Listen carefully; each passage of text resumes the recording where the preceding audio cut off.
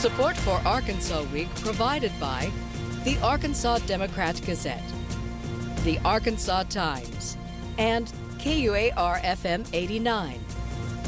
Hello again, everyone, and thanks very much for being with us. Believe it or not, the first round of balloting is just around the corner, and the general election is in the not-too-distant distance. So how much blue can be mustered in a state that seems to be as red can be, and perhaps about to be redder still? We'll go to that in a moment. First, a legislative session ended and a special session soon to begin. A governor with his agenda and a General Assembly with perhaps its own. Joining us up top, Governor Asa Hutchinson. Governor, thanks very much, as always, thanks very much for being with us. You this was a session of concluding weeks of days of a regular legislative session or a special legislative session that was remarkable not so much for what you got as what you didn't sign and what came into law. Could you put it into capsule form for us? This was kind of a remarkable session. Well, it was, but we do have to put it in perspective that the purpose of the extended general session was to do redistricting. That was the main purpose, that was the focus of it, and it should have been limited to that. But I compliment the leadership of the General Assembly because there were a lot of extraneous matters that were presented beyond redistricting, and those were killed. They were ruled not germane, they were defeated. They held hearings on them. They said this is not good legislation, so they really stopped a lot of bad bills from coming forward. In the end, I got two bills on my desk. One of them was the redistricting bill, and there was only one other bill that dealt with alternatives to the vaccine mandate, which was to provide some testing requirements on businesses, which I considered a mandate on businesses and puts employers in a bad position. But I had a couple of choices. I could have sent it back to the legislature with my veto, both bills, but clearly on the redistricting, I wanted to give them the maximum amount of flexibility. I didn't agree with all of it, so I let it become law without my signature. And on the other one, I knew that that would be overridden and it would create more controversy, and I think we had enough controversy with this session. So I let it become law without my signature. Part of it was they defeated the emergency clause, and so we've got 90 days to sort through some issues and to see what the impact of that will be. Well, from your perspective, sir, the bills that were most objectionable to you were, in fact, defeated. But though it was a complicated and at times messy process, which suggests what between elements of your conference, the Republican conference in both chambers, and the administration, and your political position? Well, it suggests that there are differences of opinion, and when it comes to the redistricting issue, I have a long history in the Republican Party, and in previous redistricting cycles, we advocated as a party for strengthening the minority vote and their influence in congressional elections. And so to see this plan come out, which took a different path and reduced the influence of the minority community in the 2nd District, I had problems with that from a historic standpoint in giving a voice to African Americans in the state of Arkansas in the congressional elections. And so that's the reason I didn't sign that. And so there's a difference, perhaps from my perspective of history and my view of that issue. And then the other one, when it came to giving a mandate on businesses to require them to provide testing alternatives if they're going to have a vaccine requirement, we're just saying we're going to answer the federal government's mandate with our own mandates on business, which is not the right response. I believe that President Biden should not have issued a federal mandate. I don't believe government should be issuing these mandates at this time in terms of the vaccine requirements, but businesses should have the right to determine the safety of their own workplace and we shouldn't be telling them what to do. And that's exactly what the General Assembly was attempting to do with that one bill, and that's the reason I didn't sign it. Well, let's go to redistricting if we can for a moment, Governor. And I think we've got a map here of a before and after, or a proposed. As you note, the alterations to the division of Pulaski County, by any definition, reduces minority involvement, or what am I trying to say?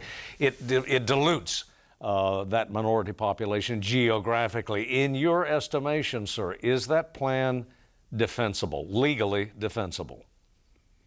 A challenge would appear to be inevitable to it. Yeah, and the answer to that is it might not be my preferred plan, but I think the legal challenge is problematic, just first of all because there's not that much differences between the previous map, just in terms of the visual appearance of it. And then secondly, you already had a division of the minority vote between the 2nd and the 4th district and the 1st district, and this just shifted more of the minority vote from the 2nd district, I believe, is to the 4th district.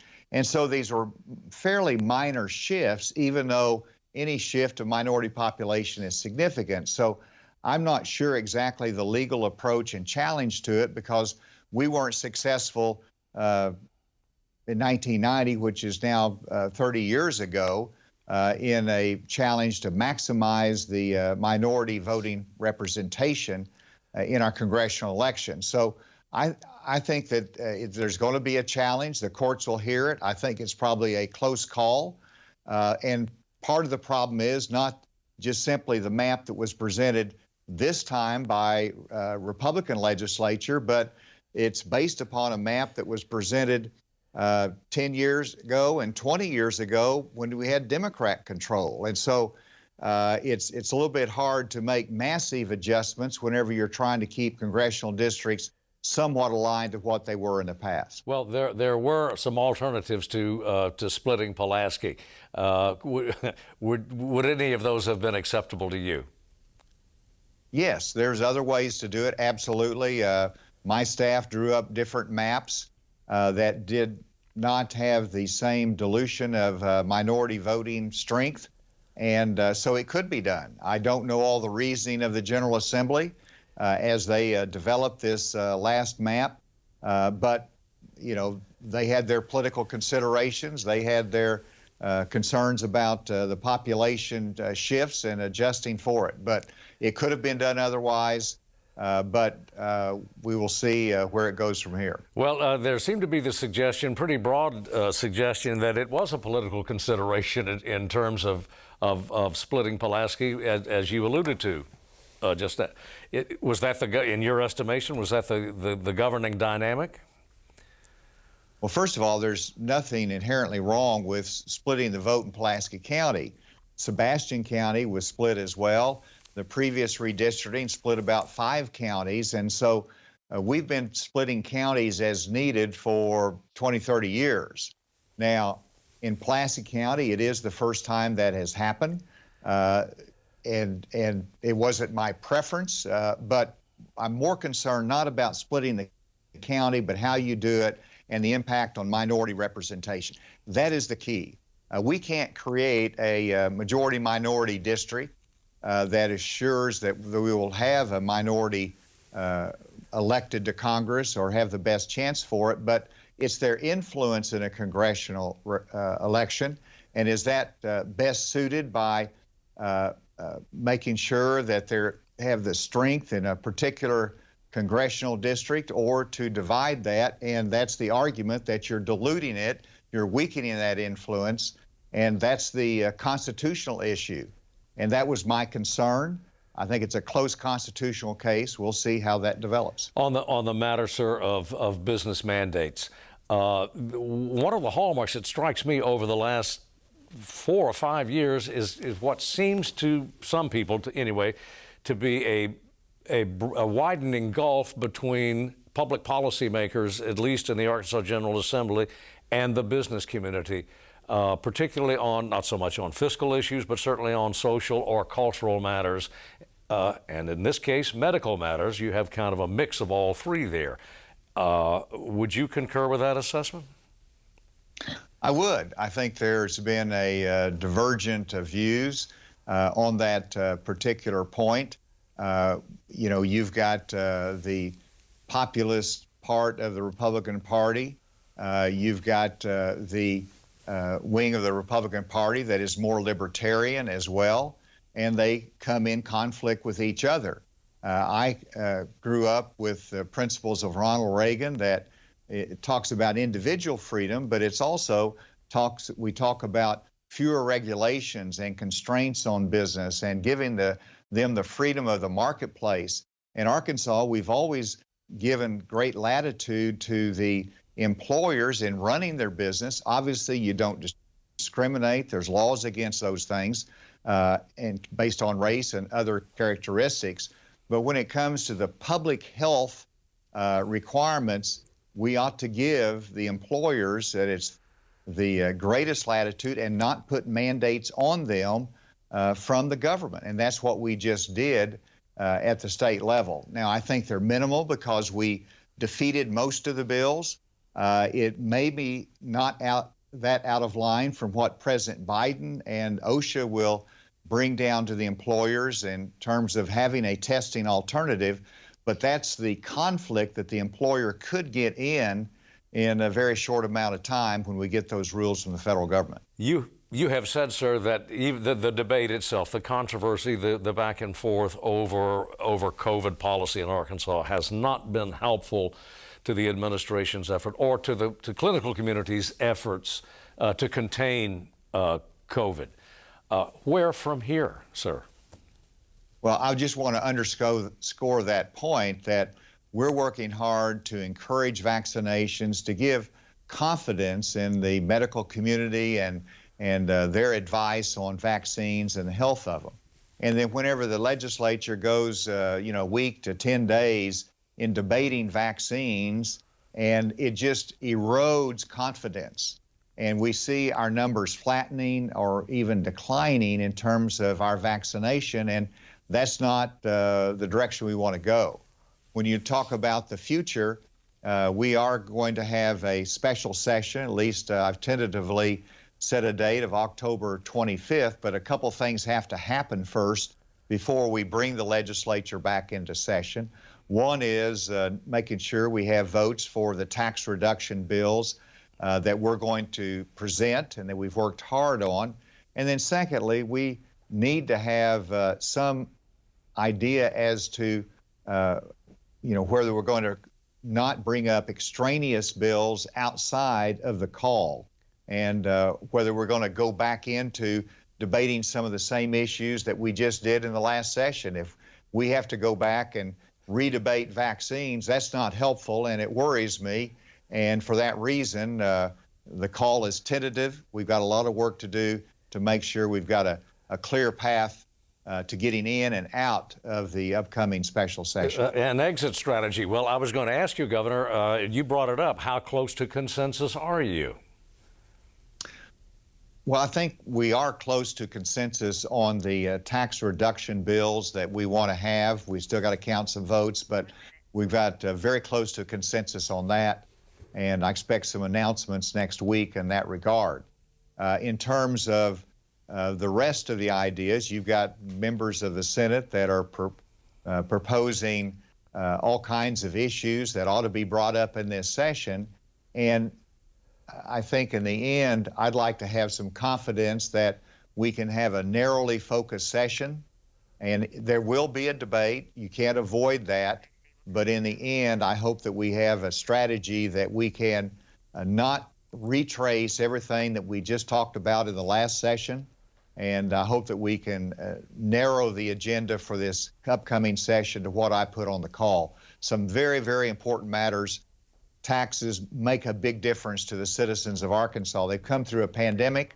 Many of them are hurting financially. This will help them.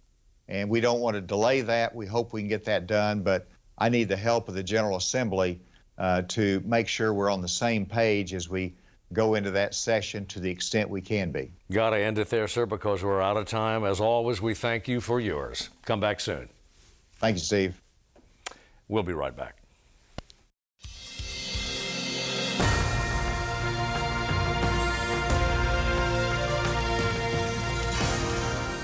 We are back, and if anyone needed reminding, the party primaries are actually just around the corner.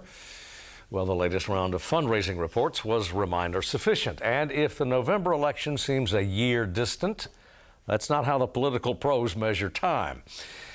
With us now, JONELLE FULMER of Fort Smith, chair of the Arkansas Republican Party, and of course, in the interest of fairness and balance, her Democratic counterpart, newly elected Democratic State Chair Grant Neal, was to be with us. He was unavoidably obtained at the last minute and wasn't able to participate in the broadcast. He'll be on in a later edition. Ms. Fulmer, thanks very much for coming on. Thank you for having me. What is, with the party primaries actually just around the corner, we're what, about 7 months away from them now, and they are taking shape. It promises to be a lively primary season. Yes. Is this a primary season that will engage or will it discourage? I think it will definitely engage. In terms of turnout? Sure, I think it will definitely engage. I think that people are very enthusiastic about the candidates that they're seeing emerge, and I think that they are very interested in continuing Republican control here in Arkansas, and I think that they are going to definitely turn out. Republican control would seem at this juncture anyway, in all fairness, to be fairly assured. But which Republicans? There would seem to be a breach of sorts in recent months between the executive branch here in Arkansas, Republican, and the legislative, Republican. So, well, is there an ideological breach here? Obviously, as Republicans, we are all independent thinkers, and so we all have, I think we have a shared goal of where we're going, but we all have perhaps different views of how we get there. And so there's always going to be some conflict and some debate, but I think that in the end they'll come together and do what's best for Arkansas. Is it a distraction, though, to party building, such as it is when the governor and the legislature have some fairly significant disagreements here? Well, obviously we would prefer that we all agree, but it's just not going to happen. And I think especially at a time like this, we know there's going to be a lot of differing opinions. But again, I think that in the end, Republicans will unite and will come together on whatever the topic. Much criticism of late, excuse me, of the Republican General Assembly for the congressional redistricting plan that has been approved. Pulaski County split. Mm-hmm. Your response to that? Fair? Just is this a power play on your party's part? I think it is very fair. If you look at the map from 2010 that the Democrats drew, it was very similar in lines to the map that is drawn for this General Assembly. The major difference I see is that they had 5 counties split, and this map only has 2 split. The fact that Pulaski County is split, unfortunate. Sebastian is also split, which, being from Sebastian County, is also unfortunate, but sometimes it has to happen, and Pulaski County is one of the most populous central regions, so it made sense to divide it. And the way it is divided, I think they gave very significant consideration to making sure that while they could not keep the county intact, they could keep areas of economic interest and industry together. And I think they did a very good job of doing that. Well, they did not do a very good job, according to the Democrats, of observing ethnic interests. Well, are you legally, is the plan therefore in legal jeopardy? It certainly, we believe, certainly is a lawful plan. I don't think it's going to be turned over in the courts. I think they will find that it is lawful. But if you want to talk about racial divides, I would look at the map that the Democrats gave us in 2010, which divided Jefferson County, which per capita has the highest number of African Americans. So I don't get their argument. Well, it would have separated Jefferson County. In fact, it did, but it did not dilute black voting strength. I mean, you still had black voting representation. It did not splinter black political representation. Well, I would just argue that the way these lines are drawn, and taking these areas, which are very high industry areas, and moving them into the 1st and the 4th districts gives them better opportunity, better voices at the national level, because they will have 2 representatives that sit on the Transportation Committee, which is very important to those areas. They have access, very dependent on transportation modes, whether it's the port, the airport, the interstate, and I think this gives them better representation. Well, they don't seem to see it that way now. Are they just misguided or what? Again, I think people always are going to have different views of things, but I think in the end they're going to see that this is beneficial to those areas. And again, I think that it's a lawful map. I think it was very well thought out, and I do believe that it will be upheld at the courts. Well, you also have legislative reapportionment coming up. Correct. Which is going to, it just seems inevitable that you're going to have Republican versus Republican in some of these districts. That the growth is just, you know, phenomenal in some areas, and the population hemorrhage in other areas is going to would appear to mandate, quite likely, 2 incumbents seeking again, running against one another. Excuse me. Are we likely to see, how much blood are we going to see on the walls? I hope we don't see a lot of blood on the walls. We have in the past had, I know in Sebastian County, the reapportionment has pitted Republican against Republican in seats that they'd held for quite some time, and very disappointing. And in politics, it just happens. And with the growth shifts and the shift in the lines, it's just a matter of fact, and we're just going to have to deal with it. I know we will lose a seat here or there, we will gain a seat here or there, and so we'll just do our best to hold our majorities and perhaps grow them in the legislature. When the new districts are drawn and the next General Assembly is seated subsequent to this one, are we going to see a Republican conference in both chambers that is closer to the Republican sentiment now in the General Assembly, or a more moderate, as represented, say, by the Hutchinson administration? Is it going to be more conservative or a bit more moderate? I do think that a lot of our young Republicans that are coming in are tending to be more conservative, but I believe also that we still have a large segment of our Republicans who, in order to represent their district, have to be a little bit more centrist, and we welcome all Republicans, and we will support them and get them through their primaries. One of the remarkable things that was seen in this, particularly in this past session, was some distance that the Republican conference in the General Assembly put between itself and the business community. Ordinarily, business had a significant voice, policy voice, in the GOP, and at times the General Assembly said, no, we're going to go our own way. We had one member just say, I'm tired of being pushed around, in effect, by the business lobby. Is there a breach between the party now and its leadership and the business community, the corporate community? Oh, certainly not. We are still very strong supporters and advocates for our corporate community, for free enterprise, and we support them. And I don't think it's completely a divide there. I think that there are times when our legislators will find that they can be helpful, and times when they just don't believe they can. So, well, in tax and fiscal policy, they certainly are, but these were matters of cultural and social policy. For example, abortion, LGBTQ issues. So, is there? How serious is the divide there? I don't know that there's a divide there. There's our Republicans believe that our businesses should be free to enact policies that are good for them, and then our legislators do what they can to support our platform, and I think we will work together where we can, and where we can't, we will just go on about our business. Yeah, well, you couldn't on COVID policy. I mean, there was a stark difference of opinion between the legislative majority, Republican majority, and corporate Arkansas in terms of business mandates. You had the state chamber arguing, leave us alone in that respect. Let us mandate masks if we wish to. I think that's probably the thoughts of a lot of Arkansans. Again, we think that our businesses should be able to determine those things for themselves.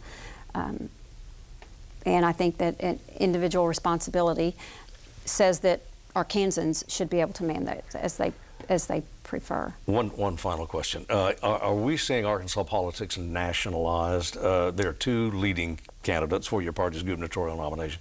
Both emphasize their closeness, philosophically anyway, to the immediate past president. Are we seeing a nationalization? One of the candidates says, it makes no bones about it. Yeah, this is a national type campaign. Of course, I think that national issues affect us here in Arkansas. I see that our two candidates just have a different approach to how they want to govern, how they want to campaign. And I don't discount that that national is affecting every state, and they are trying more and more to push into our state. I think both of our candidates would tell you that that's a problem.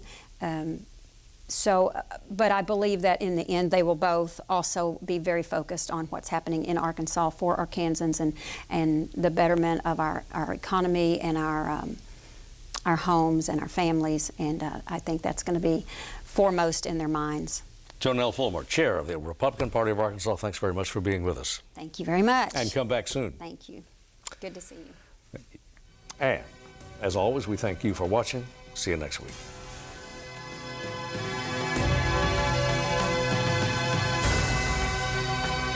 Support for Arkansas Week provided by the Arkansas Democrat-Gazette, the Arkansas Times, and KUAR-FM 89.